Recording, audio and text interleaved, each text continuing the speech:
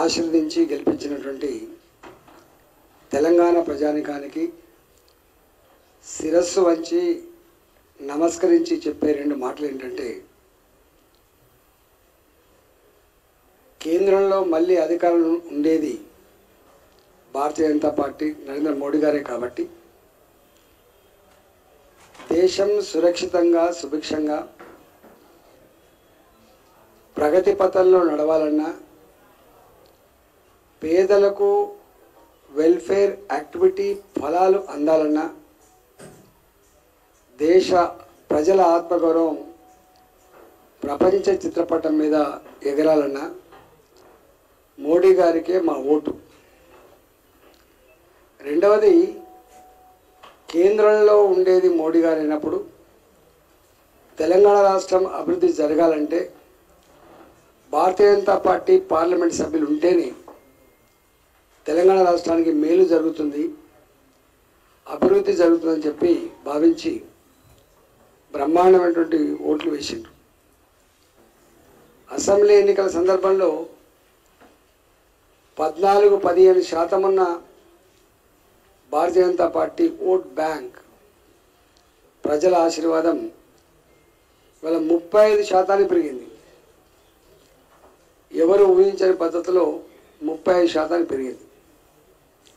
అదే అధికారంలో ఉన్నటువంటి పార్టీ మాత్రం ప్రభుత్వాన్ని చెలాయిస్తున్న, డబ్బునే నమ్ముకొని, ప్రలోభాలనే నమ్ముకొని అధికార యంత్రాంగాన్ని దుర్వినియోగం చేసినప్పటికీ కూడా వాళ్ళకు మాత్రం మొన్నటి ఓటు బ్యాంక్ అంటే ఏం పెరగలే.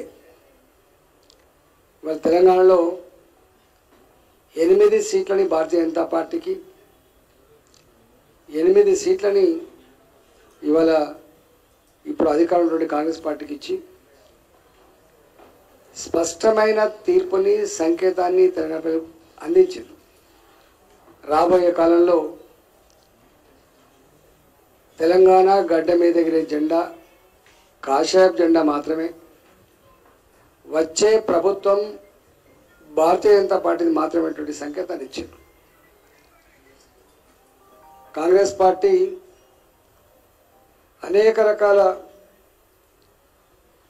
విష ప్రచారం చేసినప్పటికీ కూడా వాటిని తిరస్కరించి 6 నెలల కాలంలోనే ప్రజల చేత చీకొట్టించుకుంటున్న ముఖ్యమంత్రిగా